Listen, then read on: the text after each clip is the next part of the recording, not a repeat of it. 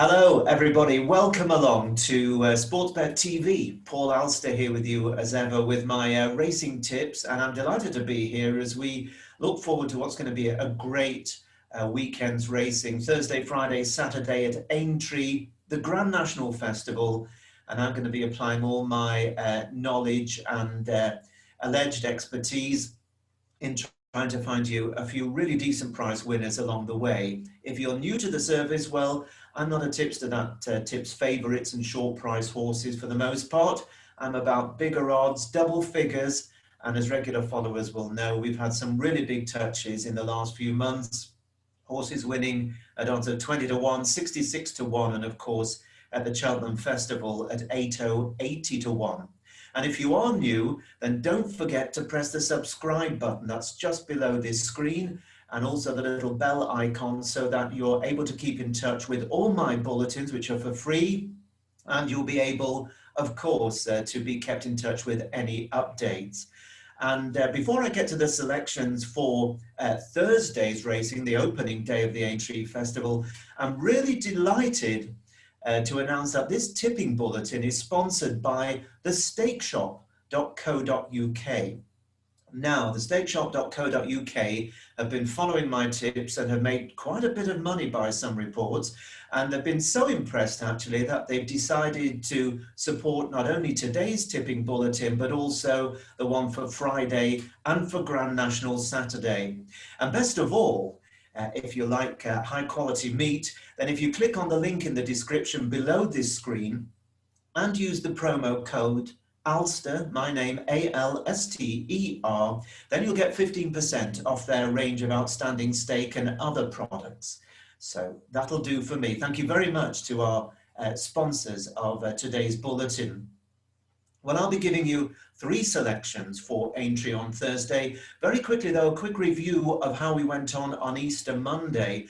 Now, I've always made a point of trying to give you my selections as early as possible, and for the most part, that is advantageous. But we had an issue with Easter Monday when I tipped a horse called Linwood Gold, and I pointed out that none of the bookies had priced up, and clearly they were anxious about something because they were very late pricing up. Now, I suggested the horse could be about 14 to 1, and the Racing Post were forecasting 12 to 1, as to with the Timeform organisation, I believe. But as it happened, the horse was never bigger than 6 to 1 when they did price up, and he was the subject of very big money down to 4 to 1. So he was tipped each way. He actually ran a very, very good race, having every chance between the final 2 flights. Giving weight in the end to the 2 horses that went by him. He kept on, though, for third to just about save the each-way money. So we're just going to be putting our bulletins that little touch later to try and be sure that we have some sort of a guide as to pricing, because I don't in any way want to misrepresent the odds of the horses that I'm recommending. Now, also, Easter Monday, we tipped a horse called Furat, who was running at Kempton, a 9 to 2 shot. Again, ran a very good race, tipped each way, did go out to 5 and even 11 to 2 in places. Finished second, finding 1 too good for it in Lavender's Blue, which was the horse that I cited as the main danger. And of course, there was one very notable winner on Easter Monday, and that was the great Jeff Kidder, the horse that won for us at 80 to 1. We didn't tip him on Easter Monday. I felt that in a small field of 7 runners, he might not get the strong gallop he needs, but as it happened, Bustleton went off like a scalded cat, and he got that pace, and he came through to beat an odds-on chance and win a Grade 2 race. So I was thrilled that Jeff Kidder did it again, and he validated my view that he was really well in at the Cheltenham Festival when he did win at such huge odds. Now, the big race on Easter Monday was the Irish Grand National. It's always a tough race, and as we know, it transpired we had the longest prize Grand National winner ever, 150 to 1 winner, Freewheeling Dylan, who led all the way. Now, my 2 recommendations were Moy Henner, who was never really going, I'm afraid, just didn't run its race, probably feeling the effects after Cheltenham. But more significantly, Robin De Carlo, who I tipped at 28 to 1 each way. She was very, very well back down to about 4th or 5th favourite at 12 to 1.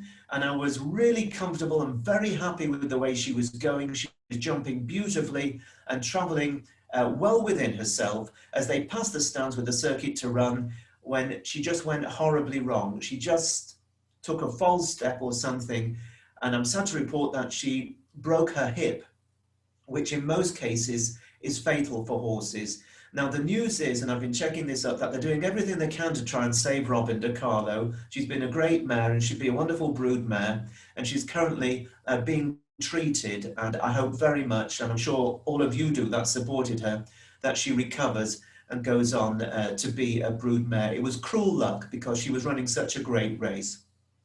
So that's racing, as we know. We have 3 selections for Thursday, and I'm hoping that the ground stays decent at Aintree, where there are so many good races. I was toying with offering a selection in the Betway Bowl, but to be honest, I've gone no bet, because I really cannot decide between Native River waiting patiently, Clan des Obeaux, and of course dual Grand National winner Tiger Roll. So I've given that the swerve. I'm not going to be putting up a horse on Thursday in the Betway Bowl, but I am in the Aintree 325, which is the first tip. The Grade 1 Aintree Hurdle is over 2.5 miles, a very high-class affair. Now, I'm really interested in a horse called Brewing Up a Storm, who won for us at Taunton when recommended at 6-1 earlier in the season. He was back down to 3-1, and he beat McFabulous, who reopposes. He beat him last time out, but I'm just feeling that this may be a lot tougher. It will be a lot tougher, so I'm less certain about him. Now, the Irish stars, Abracadabras and Jason the Militant, are also expected to run very well and are highly respected, but I do feel there's a very good value bet in this race. And the horse is the former champion hurdler, Bouvedere, trained by Nicky Henderson and ridden by Nicky de Bourneville, who you see on the screen next to me here. Now, Bouvedere, of course, is a household name, the winner of the 2017 and 2018 champion hurdles, a horse who, even though he did win a champion hurdle on heavy ground, he is at his best on a decent surface.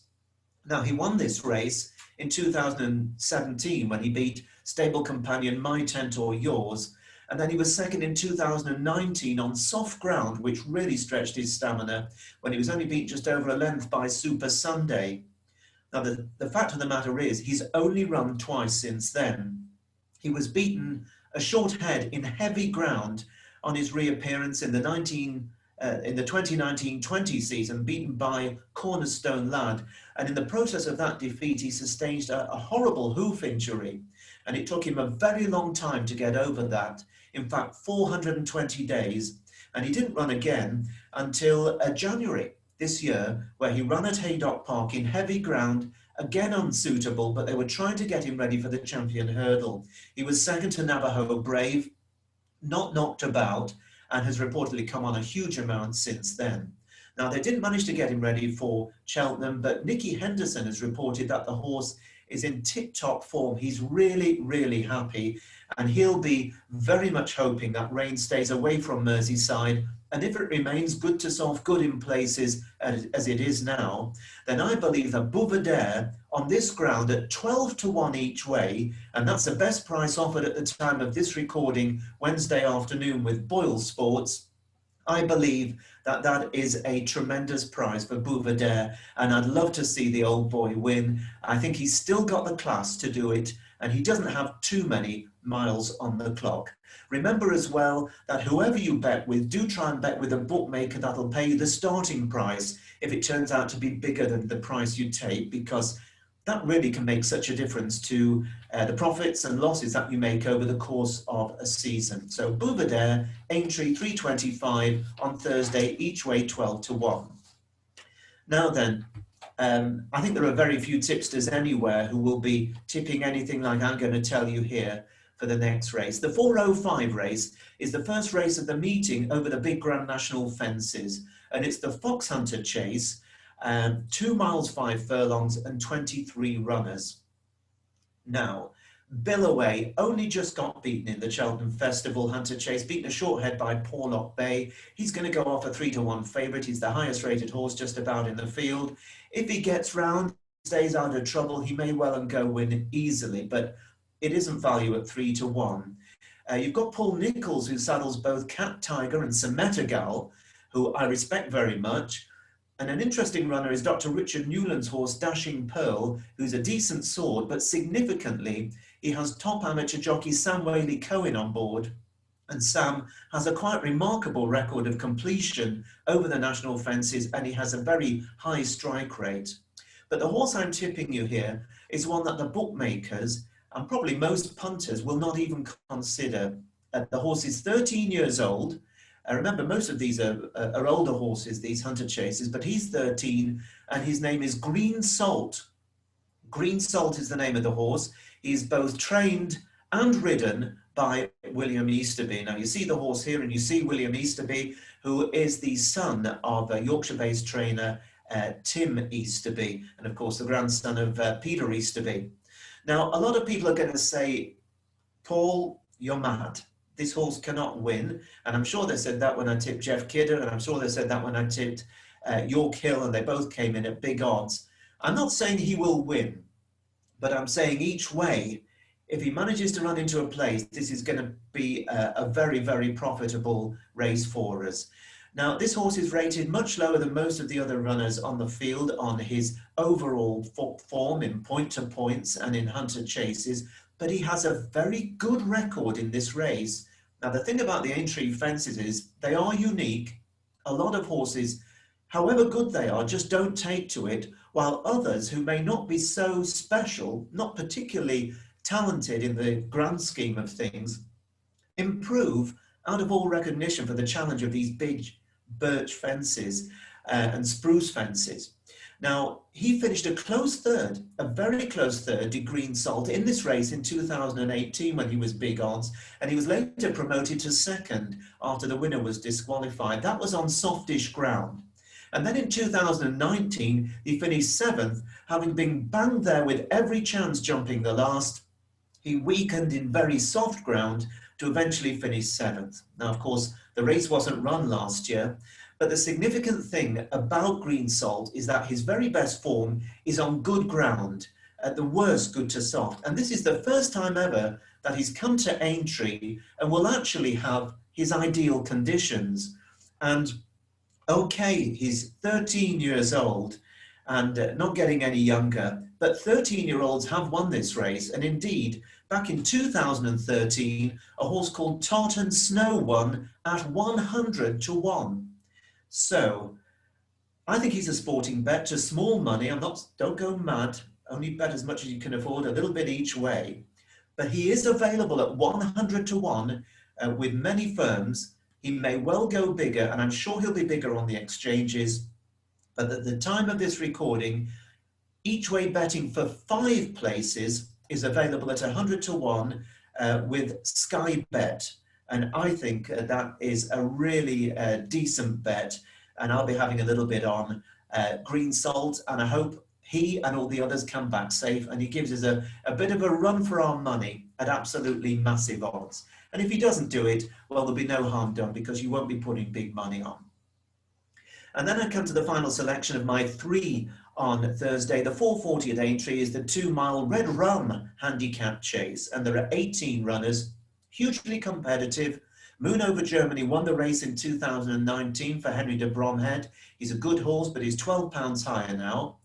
I think Getaway Trump is going to be a danger to all. And he is a horse that I very much fear. He won in really good style at Doncaster. He's gone up 9 pounds, but he looked ahead of the handicapper. Destrier, well, he's a horse who's gone well at the track in the past. He was third in a Grade 1 in a novice chase in 2019. And recent winners Frère Babou and Editor du Gite have both won well and are likely to make their presence felt.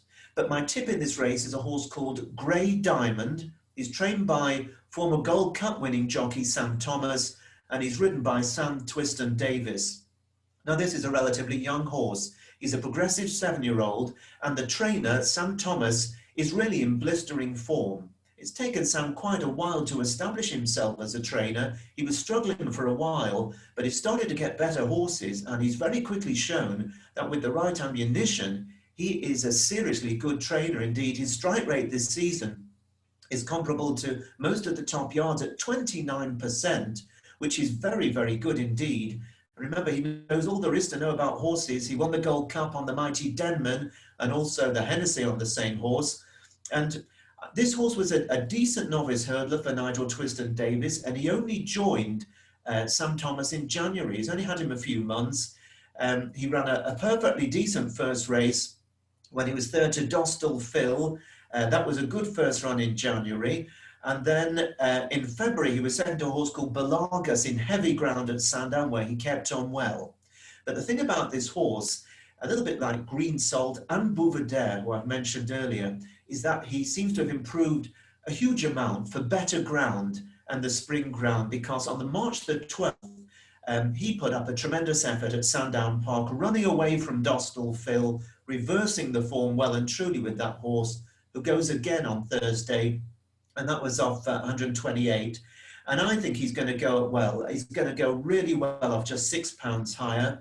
A strong travelling horse. His style is to just track the front runners. So I can see him sitting fourth or fifth and then being unleashed between the final two fences. And let's hope that he can produce the goods. It is a step up in class, and this is the acid test. But I think at odds of 14 to 1 each way, 1-4, 14 to 1, and with 5 places on offer, and that is with Boyle Sports and SpreadX at the time of this recording, I think Grey Diamond will give a very good account of himself in the 440 at Aintree. So those are my 3 selections for the first day of the Aintree Festival, and I'm really hoping that we get a decent run for our money. Of course, we'll be building up towards the Grand National on Saturday, when I'll have plenty of views on what might win the world's greatest steeplechase. So remember to join me again for the Friday bulletin, and of course Friday afternoon for Saturday's bulletin. My thanks again to the stakeshop.co.uk for sponsoring this bulletin. This is Paul Alster signing off, wishing you all the best and looking forward to some good runs with our horses on Thursday. Bye-bye for now.